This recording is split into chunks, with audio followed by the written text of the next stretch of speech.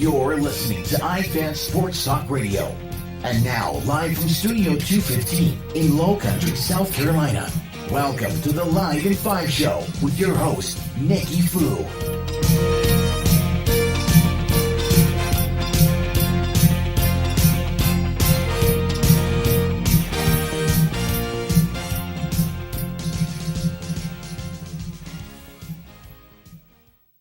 Welcome, everybody, to the Live in 5 Show. This is a special edition NFL Draft. Thank you for joining me. First of all, if anybody wants to chime in during this mock draft, and we will be going through the entire first round, hit me up on a special message through Twitter at iFanTalk. Again, at iFanTalk on Twitter. We are also posting live on Facebook, and that is at iFanTalk on Facebook too. So thank you for joining me, everybody. First of all, I hope everybody's been watching the Olympics, and congratulations to Red Gerard. First U.S. gold men's slopestyle final. Congratulations, Red, for the USA. And I saw this today. I saw like the Netherlands and Norway getting 4 medals right off the bat, man. They do it every Olympics. Well, that's what happens when you live in a shit full of snow. But hey, let's get down to business here. We are going to start our NFL mock draft. And I know our Live in 5 shows are usually a 5-minute podcast. This will go a little longer. And I'm going to try to keep it short and sweet and probably try to keep it around 15 minutes. I know a lot of people out there don't like to listen to a 30-minute or 45-minute podcast. And also, if y'all didn't know, our podcasts are now available on the iTunes store. Just search iFan Talk, and all my episodes are now available for download for free. And make sure to join our Facebook page. That is up and running also. And you can also follow us on Twitter and Instagram at iFan Talk. All right, let's get down to it here. The NFL Draft is a few months away. Season is over. Congratulations to the Philadelphia Eagles on their first Super Bowl title. I'm originally from Pittsburgh, and I used to give hell to the Philadelphia fans all the time. And now I really can't talk shit anymore. Congratulations, Eagle fans. You did a good number on your city, too. That was pretty funny. But congrats, Eagles. Now we have to wait for the offseason. I'm glad they beat Brady. So, all right, let's go ahead to it. So, first pick in the NFL Draft, of course, Cleveland Browns. Whose life are they going to ruin this year? And with the first pick, I am going to pick for the Cleveland Browns, Sam Darnold out of Southern Cal. Yes, they're going to go quarterback again. I could see Saquon Barkley here at number 1, and then they'll probably pick up a quarterback and pick number 4.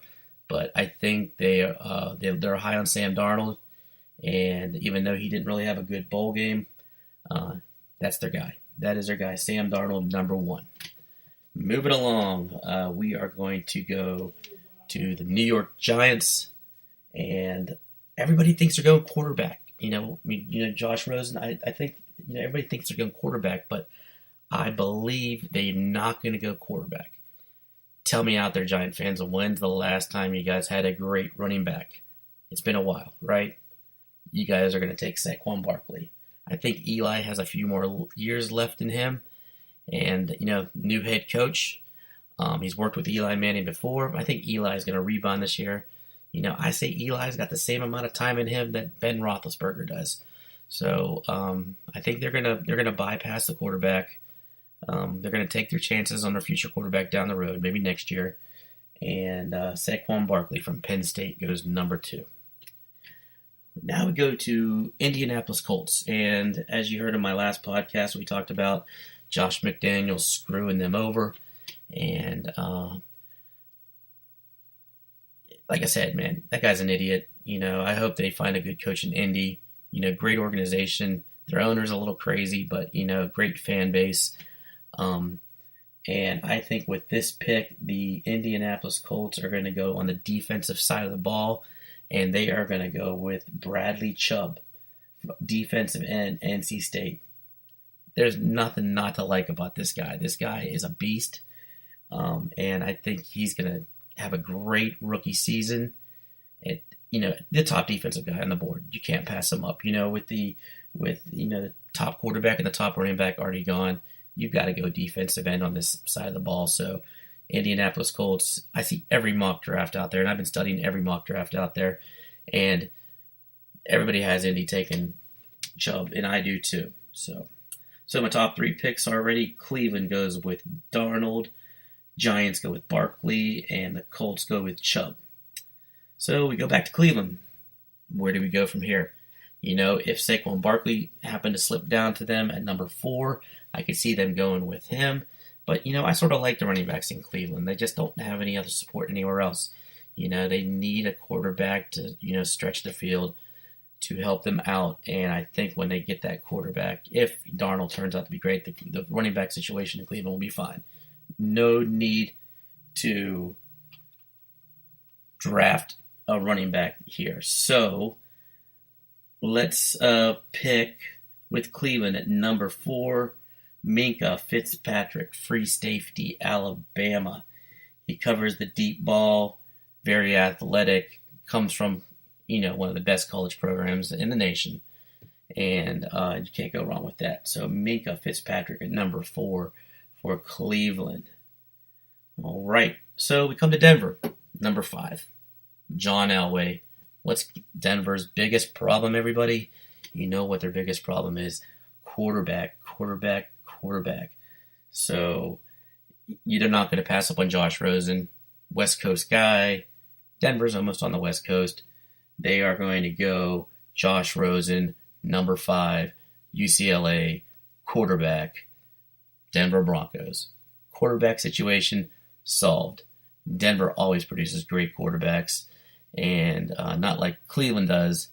And I think Josh Rosen will actually probably have a better year than Sam Darnold, or a better 3 years than Sam Darnold with Cleveland. I don't even know if Sam Darnold will last in Cleveland, but Josh Rosen in Denver, it just makes sense. It fits right. So congratulations, Denver, on that. Then we go to the Jets. Now everybody's talking about the Jets taking Baker Mayfield here. But Baker Mayfield is a late first rounder. A lot of mock drafts have him going in the late first round, early second round. But it's the name, it's the brand, it's the Johnny Manziel, hype. Everybody thinks of him as another Johnny Manziel, but without all the drama. He does come with a little drama, but not as much as Johnny Manziel. But I don't see the Jets taking a chance on Baker Mayfield here. I say they get a cornerback, defensive back, Joshua Jackson from Iowa. And this guy, he can cover anything. I watched him this year. Great cornerback, great defensive back, fast, quick to the ball. He's a small guy with a small build, but he has no problem covering tall receivers. Very athletic. Joshua Jackson to the New York Jets at number 6. Excuse me, moving on to number 7, Tampa Bay. Tampa Bay, they need to go O-line here. They need some help on the O-line. They got the quarterback. They got a decent running back. Their defense is pretty set. They have to go offensive line, offensive guard, best offensive guard out there right now.